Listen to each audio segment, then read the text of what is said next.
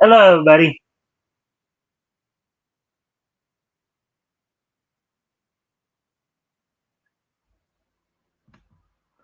All right, welcome to tonight. It is today. Tonight is Tuesday, October 29th, 2024. Welcome to the Miikestand, everybody. Um, of course, if you haven't already, if you guys can help out by liking and sharing the stream, see if we can get some more friendly people here to engage. That'd be appreciated. Also, if anything here grabs your attention, feel free to comment and or ask questions. Of course, we're going to give people a chance to come in before we get started. Give them a couple minutes here to file on in um, before we talk about what's on tap for tonight. So, hopefully, everybody's having a good week thus far.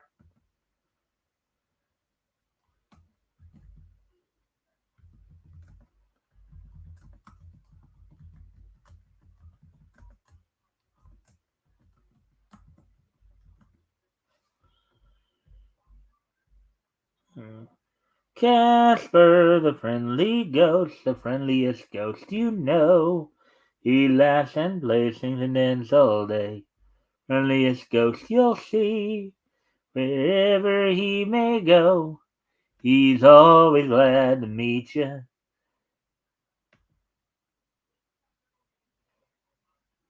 Grown up, they don't understand. Casper the friendly ghost.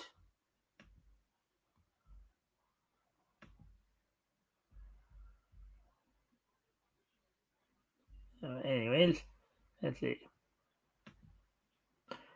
Popeye the Sailor Man. I'm Popeye the Sailor Man. I'm strong to the finish 'cause I eat my spinach. I'm Popeye the Sailor Man. Chilly Willy the Penguin. They're Chilly Willy all the time. The GoBots, the GoBots. Do do do do do do do do do do do do do do do do do. The GoBots.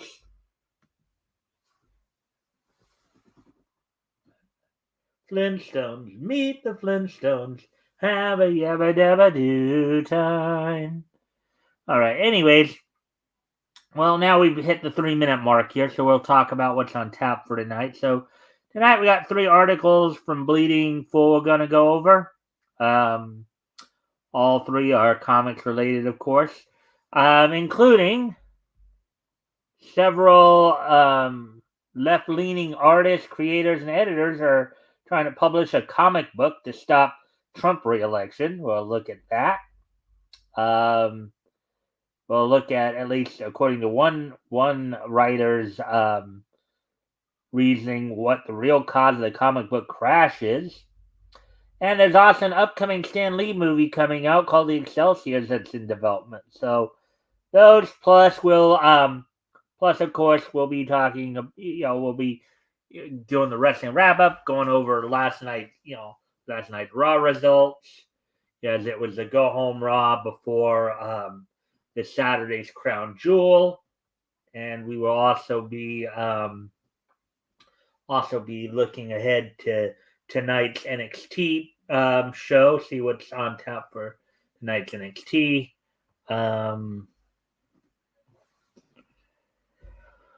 Let's see. And then of course we'll have this day in each history. So with all that being said, let's go ahead and get started then. Let's get into the articles here, as it were.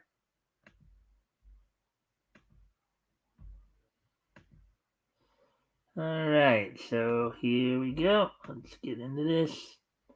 Get into this first article. We are coming up on the 5 minute mark here. All right, so lefty artists, creators, and editors publish comic book to stop Trump re-election. Article by Avi Green, published yesterday, the 28th. So here we go.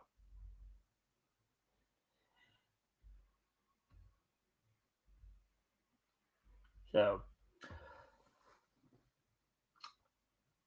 okay, and this is Avi speaking here. Forbes is paying lip service to a collective of far-left comics writers and artists who are against Donald Trump's policies for if and when he's reelected president of the United States.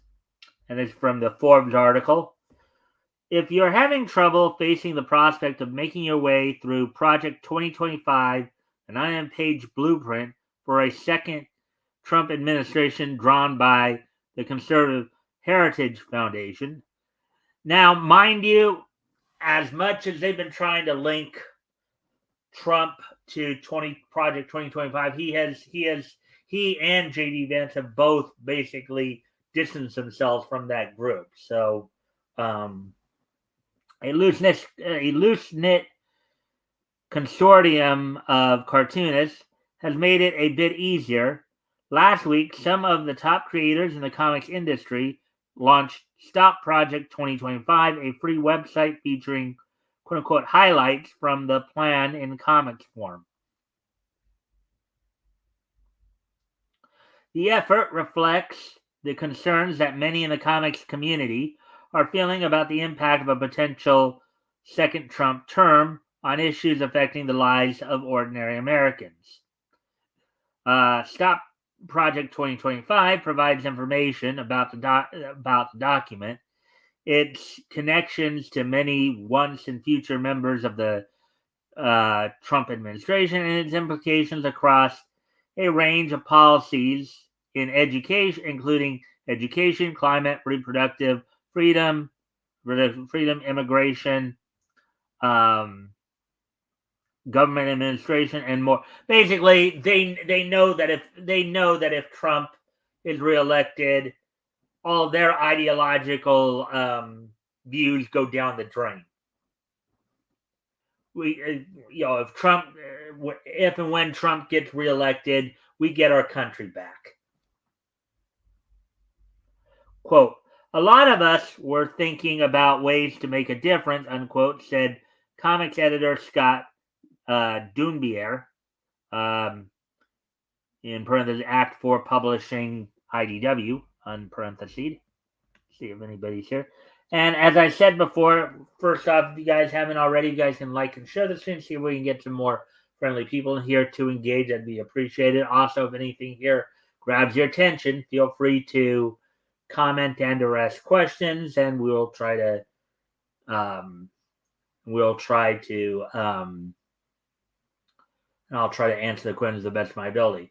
Now, normally I don't try to talk a whole lot of politics. I think most people who've been around long enough know where I lean to begin with, but I try not to really make a huge deal out of it. I think there's enough people talking about it. But of course, this stuff needs to be highlighted and called out when we see it here, so just bear that in mind here.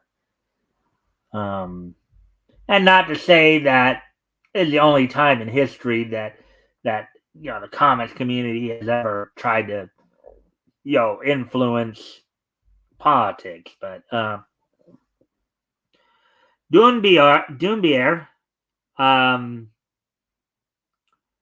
had previously worked with creators on a book to raise funds for Ukraine and saw the potential of comics to shed light on what he called a quote-unquote heinous document.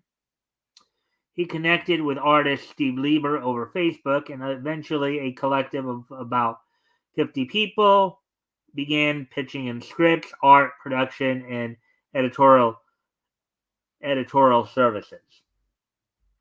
Well, they do say that comics a lot of times is a fictional form of art. So take anything these jokers say with a grain of salt. The list of contributors credited on the site includes best-selling and award-winning creators such as Andrew Aiden, parentheses March, Dennis Cowan, Milestone Comics. Dennis Cowan, of course, also known for his work on Static Shock. Matt Fraction, quote unquote, sex criminals. Matt Fraction, of course, the husband of of I can't even remember her name now, but he's basically the husband of the girl who basically said, "If you don't like my politics, don't buy my book."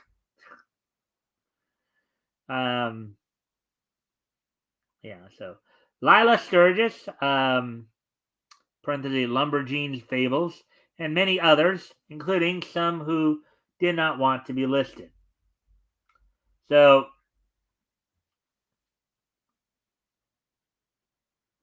so um so now of course so now there's Avi responding to what was just what I just read in the article here. Hmm. Avi's response to what I just read in the article. So now if memory serves, Lila, quote unquote, is actually Matthew. And this comic's propaganda he and Dunbier are working on includes support for transsexual ideology. Also, if Dunbier's trying to use his support for Ukraine as a shield for supporting perverse ideology. Now, granted, this is Avi speaking all this. That's very appalling. In parentheses, I wouldn't be shocked if he's not in favor of Israel by contrast, unparentheses. And based on his anti-conservative propaganda, that's why I won't be sorry when IDW goes out of business. And IDW has fallen on hard times. I mean, granted, it's been a while since Tug or Flash has talked about this, but I think they've been steadily losing money over the last 4 or 5 years. So their books are not selling because of a lot of this push.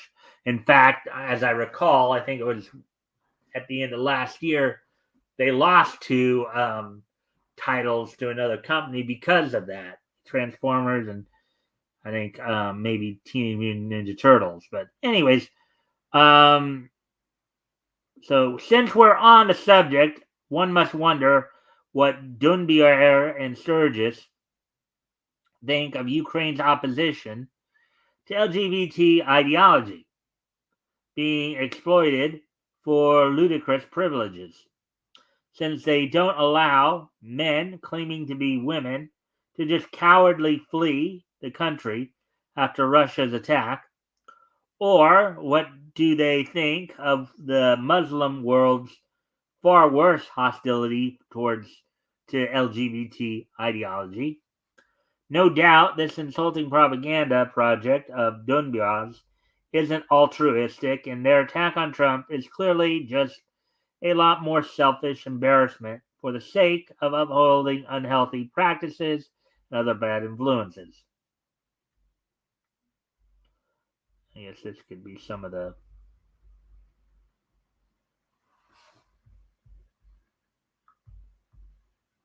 See if anybody's saying anything yet. All right. All that aside, Sturgis has pretty much tainted the Jack of Fable spinoff he once contributed to as a writer, a comic developed by a conservative, Bill Winningham, who's probably not considered acceptable company by every leftist in the industry at this point. What Dunbier's doing only makes clear why it's better Hasbro's G.I. Joe and Transformers franchises are no longer published. So it's G.I. Joe and Transformers, no longer published by IDW. And I pointed that out earlier. A company which clearly was consumed by selfish leftists who, no matter what they say, only care about Western conservatives and aren't really concerned about issues like Islamic terrorism. And when the quote unquote religion of peace is the one espousing homophobia, the left's complaints grind to a screeching halt.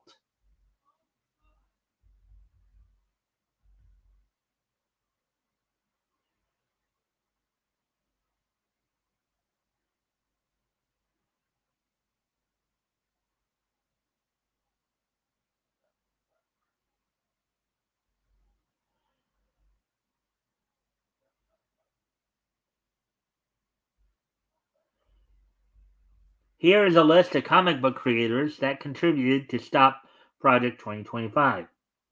Karima Ahmed, Hoche Anderson, Alejandro Arbona, Andrew Aiden and Josh Rogan, Brantstein, Xander Cannon, Comic Craft, Dennis Cowan, Valentin De Landro, Scott Dunbier, Kieran Dwyer, Gerald Dye, Cheryl and Eaton, Ben Fisher, Matt Fraction, Gene Ha, Cully Hamner, Mike Henderson, Jay Hosler, Sean Lee, Steve Lieber, Lauren McCubbin, Ibrahim Mustafa,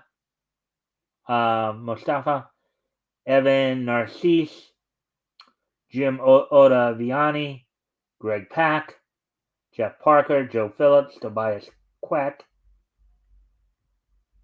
Greg Rucka, Mark Russell, Chris Ryle, Sarah Ryan, Jennifer Smith, Lila Sturgis, Zoe Tunnell, Jen Van Meter, Rick Veach, and Shannon Wheeler.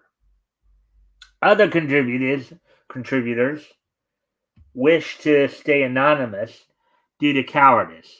Be sure to vote today or before November 5th.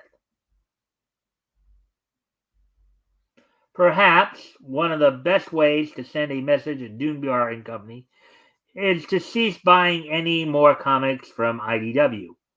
Whatever licensed material is still there would be best published elsewhere. Yeah.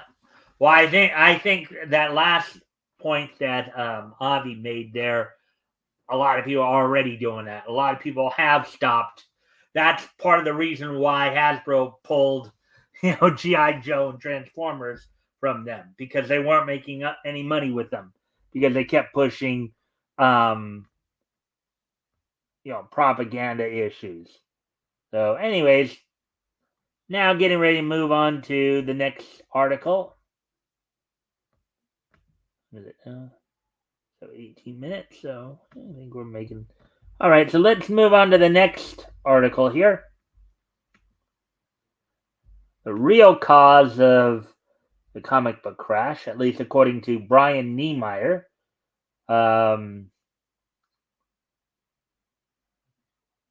published yesterday, October 28th. Crash. So the American comic book industry, once a cultural powerhouse, has been struggling for survival in recent decades. Here is a story from last year about Marvel and DC cutting artist pay by 90%. Fast forward to last week, and we now have fresh reports of convention attendees groaning at a Spider-Man editor's every word. While many trace the comic book crash to a pattern of customer relations disasters over the past decade, like basically telling your fan base that they're wrong and they're stupid for voting for Donald Trump, for example, right? Or basically just alienating about half your customer base, if you don't agree with their politics, their ideological stances. The industry's problem run far deeper than the censorship controversies, out of touch storytelling, and endless reboots since the 2010s.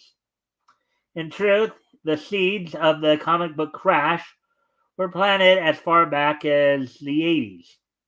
And by the 1990s, American comics had already taken a mortal blow. Today, the industry clings to life reliant on Hollywood blockbusters while forfeiting the youth market to a more agile competitor, Japanese manga. Let's do the autopsy. I like the way the guy phrases some of this stuff. Let's do the autopsy. A funny way of putting it, but I guess it is to a certain amount true. Let's see. While the 1980s are often remembered as an age of innovation for American comics, thanks to enduring works like Frank Miller's The Dark Knight Returns and Alan Moore's Watchmen, it was also when major cracks began to show in the industry. Emblematic of these issues was Marvel Comics firing of editor-in-chief Jim Shooter in 1987.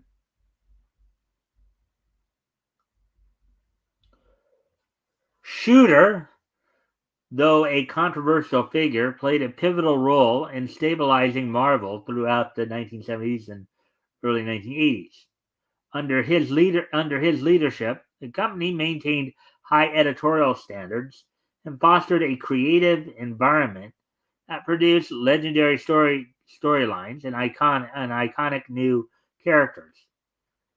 Shooter also prioritized business decisions like shipping books on time that kept the company solvent during a turbulent market. His ousting signaled editorial oversight, taking a backseat to short-term sales tactics, setting the stage for today's mismanagement.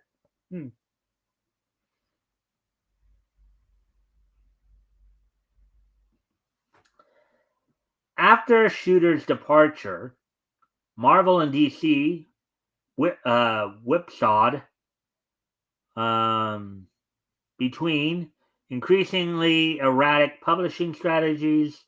One notable example was the reliance on crossover events, massive multi-title storylines, which required that readers buy a wagon load of books to get the whole story. While profitable at first, big crossover fatigue eventually set in, souring readers on the medium as a whole, which is likely true. Who wants to buy? Now, grant back in this day, books were 60 cents, or I think were 60 cents a copy. So if you had to buy 20 books a month to get the whole story, 20 books at 60 cents a piece. That's like that's what $12. $12. Basically all together there. Um, you know, which for that time, even for that time, was probably a little tight. By today's standards, that'd actually be pretty cheap. But back then, a decent amount probably valuable books. But anyways, that series of missteps only softened comics publishers up for a fatal blow: the 1990s collector bubble. If the 1980s sowed the seeds of decline, the 1990s reaped full-blown disaster. This was the decade of the collector bubble, when speculators flooded the market buying up comics, not to read them, but in the hope they'd appreciate in value. Now, what appreciate in value basically means gain more in value. In other words, become even more expensive to buy, right? Publishers, sensing quick money, fed the frenzy with gimmicks like variant covers, foil stamped issues, and so-called quote-unquote first editions, which they printed in absurdly high quantities.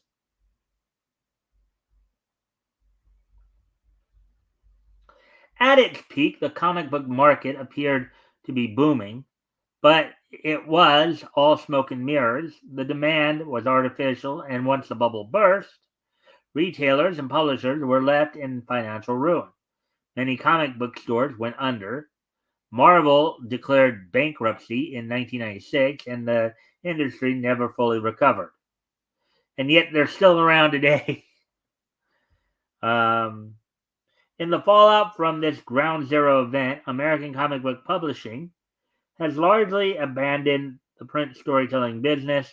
Today, the big two are far more concerned with mining their intellectual property for blockbuster movies than selling comic books. Mr. Niemeyer's take on things, as it were.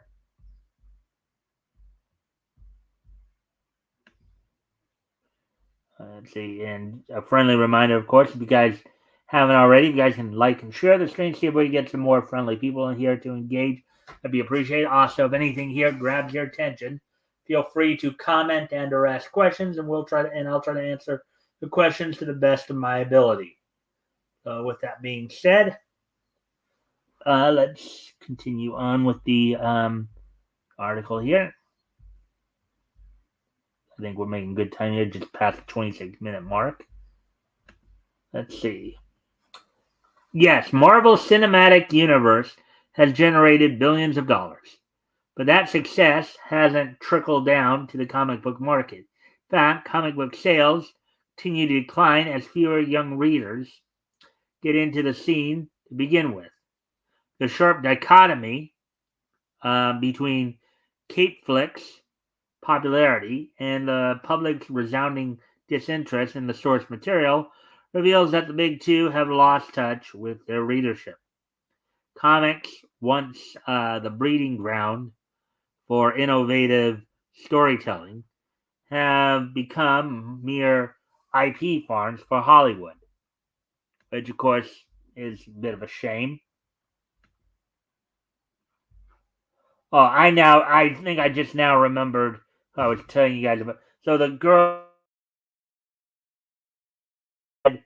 if you don't like my comics, don't buy my book, was Kelly Sue DeConnick, as I recall. She was the one who was, yeah, Kelly Sue DeConnick. That was who it was I was thinking of earlier. But anyways,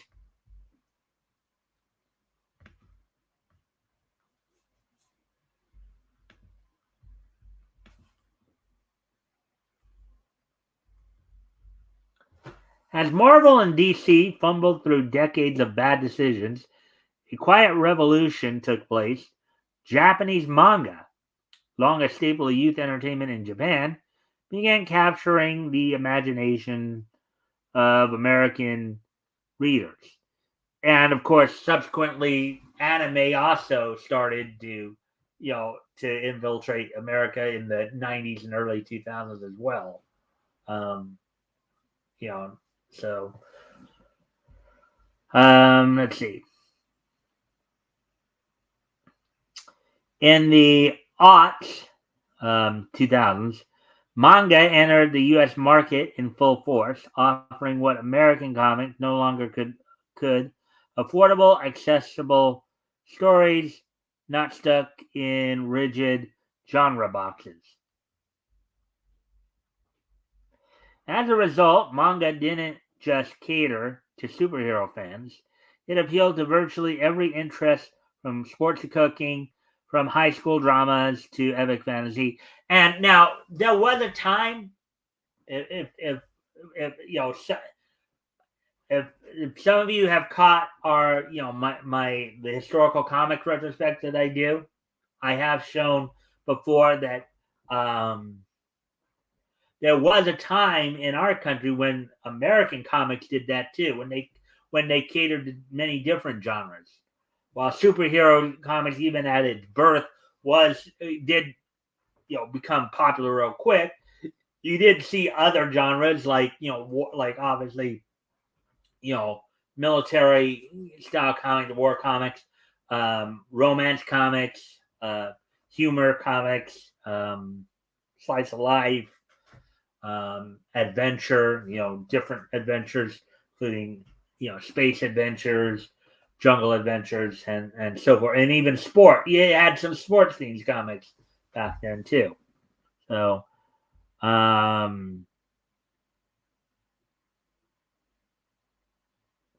Marvel and DC continued to churn out convoluted superhero sagas that that warned off new readers, manga offered easily digestible volumes with clear and innovative stories.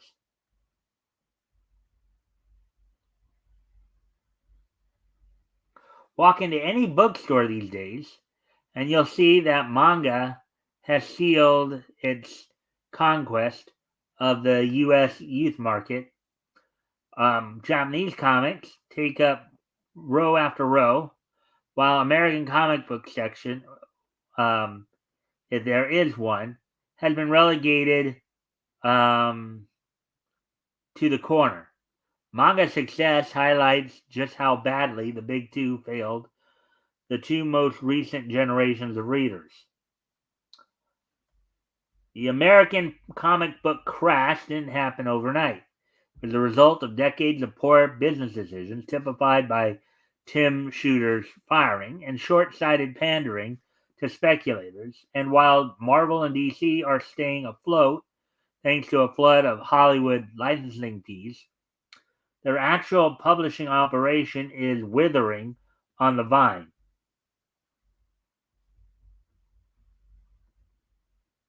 So here's some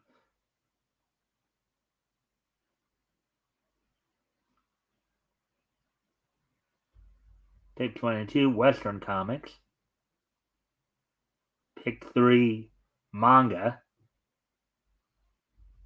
pick 4 Wargaming Warhammer. Even Wargaming and Warhammer seems more popular than says it all, really. Meanwhile, manga has swooped in to capture the hearts and wallets of young American readers with the kind of creativity, variety, and accessibility that the big two lost long ago. As I mentioned earlier, you go back to the golden age, you can come, in fact, you can now come on Sundays, because when we're doing it, you go back to the golden age, and you will get more of that variety that he's talking about here from the American side of it.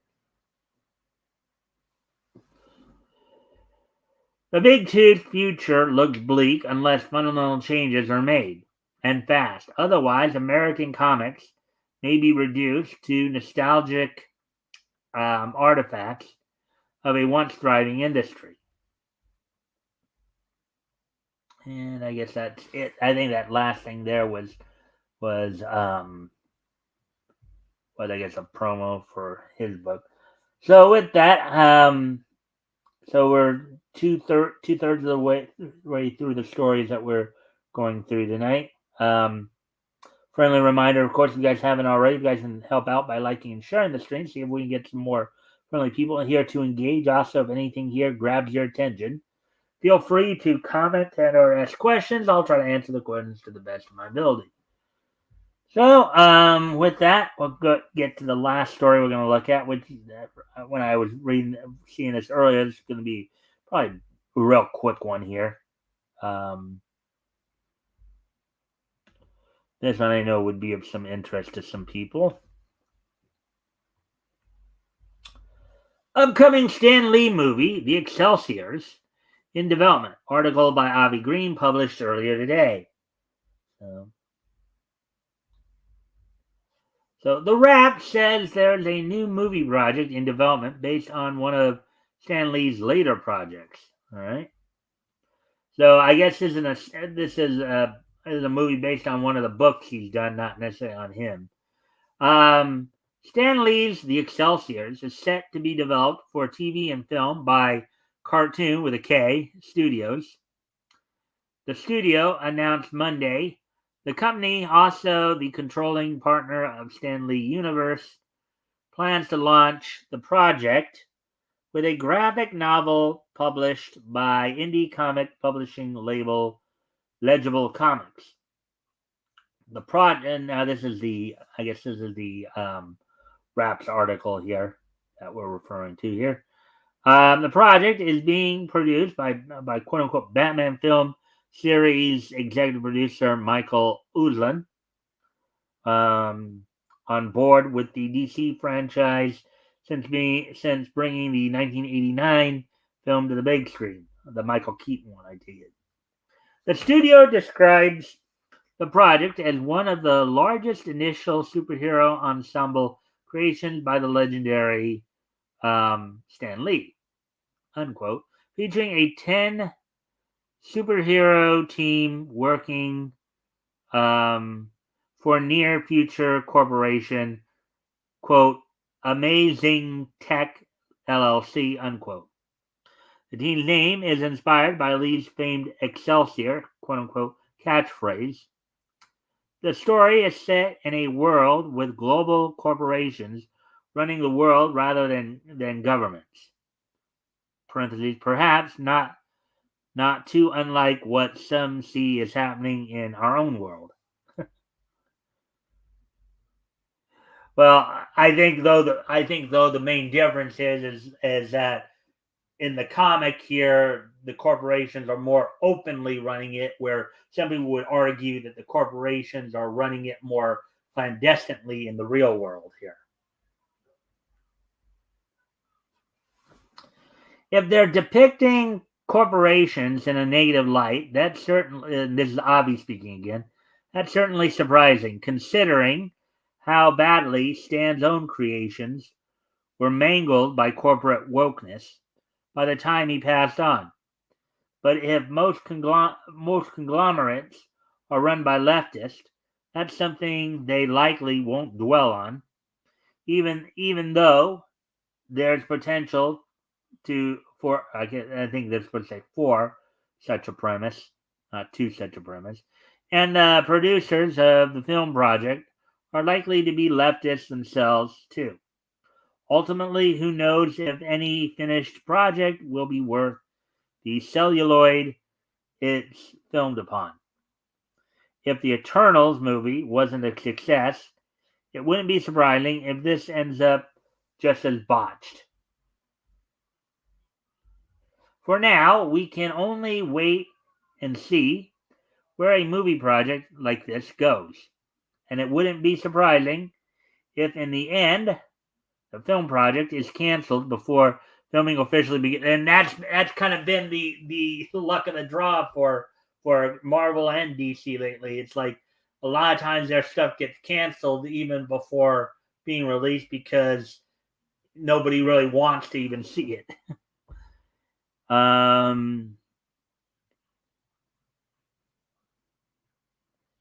If they decide the viewpoint doesn't conform to modern PC standards. Alrighty then.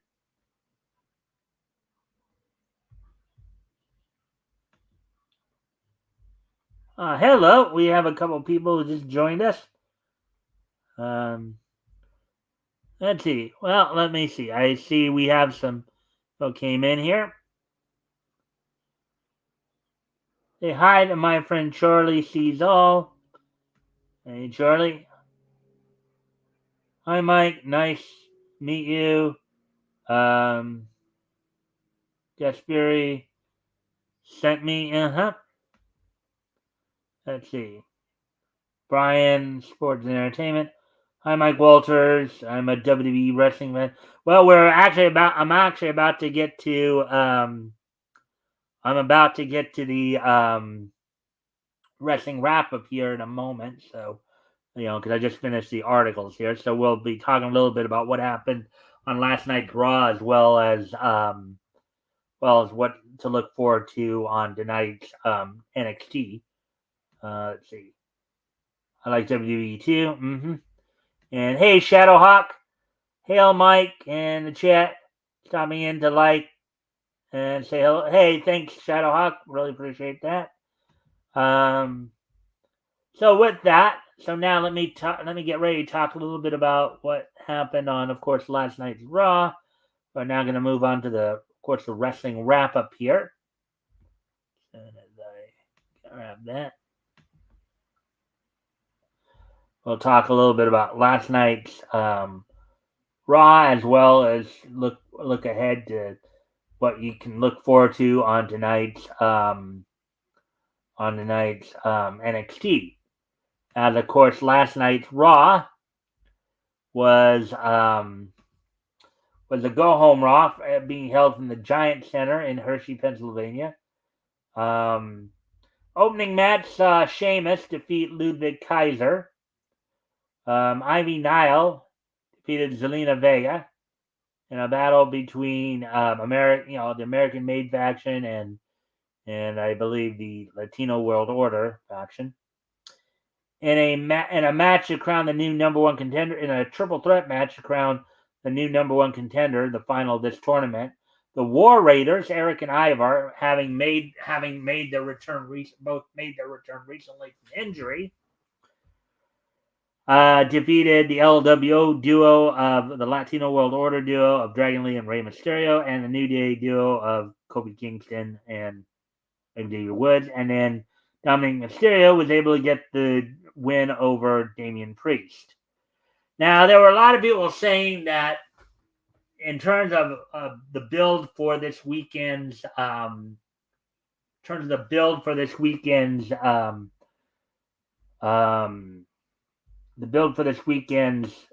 crown jewel event, this episode of Raw really didn't do too much. They seemed to focus more on secondary feuds and all that, and so there was some criticism within the wrestling community about that.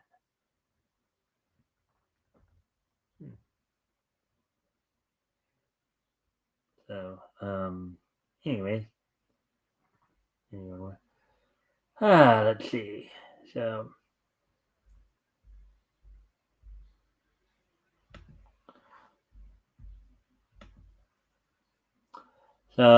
let's see what NXT will give us tonight on tonight's episode, airing on the CW from the Performance Center as they head into as this would be their go home show before Crown Jewel this weekend, coming off of course of their coming off of their Halloween Havoc event last night. Zarya will be in action on tonight's NXT. Wendy Chu, coming off of her loss at Bound for Glory, teaming with Rosemary and having been betrayed by Rosemary after the match, will be involved in a casket match versus Tatum Paxley. In a battle between two second-generation wrestlers, in a match for the Heritage Cup, the NXT Heritage Cup title, Charlie Dempsey, the son of William Regal, takes on Lexis King, the son of Brian Pillman. And in a match for the NXT Tag Team titles, Axiom and Nathan Frazier defend against Cedric Alexander and Javon Evans. So that's pretty much what's happening on tonight's NXT show. So with that being said, not much news came out of AEW today that I saw. So we'll kind of move on now to this day in each history. So today being Tuesday, October 29th, 2024, let's take a look back at this day in each history.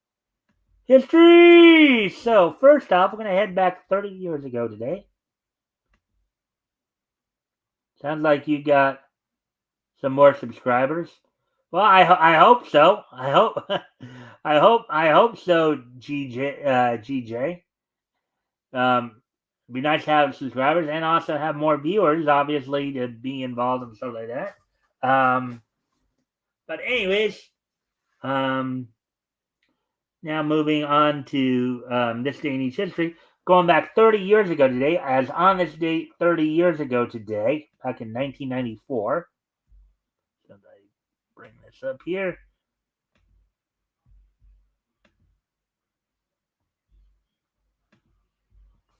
Nickelodeon's Real Monsters premiered on the channel on this day. It was developed, of course, by Classy Supo. Classy Supo's Real Monsters premiered on Nickelodeon on this date back in 1994, 30 years ago today. It was the fifth Nicktoon after Doug, Rugrats, Ren and Stimpy, and Rocko's Modern Life. So 30 years ago today, Real Monsters premiered on Nickelodeon on this date back in 1994. So now moving ahead to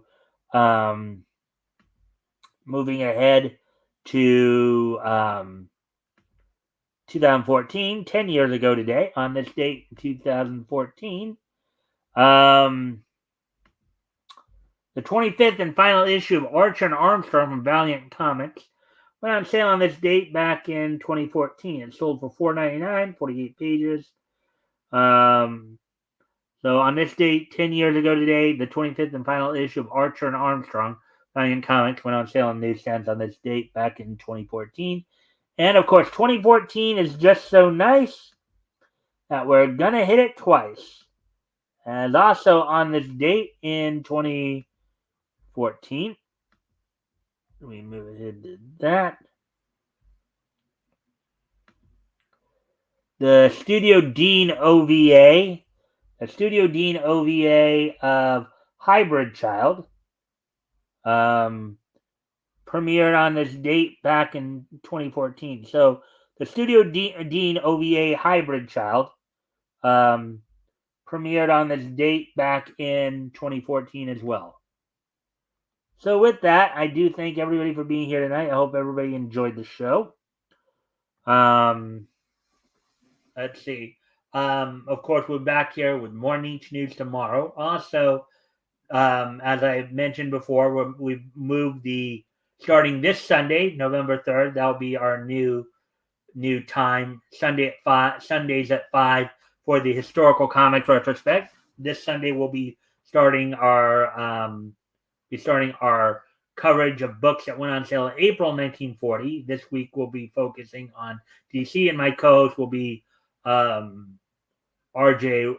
Carter from Critical Blast. Of course, among the books we'll be looking at will include, of course, Batman #1. So hopefully you guys will be back here tomorrow night and be back here every night that we're on.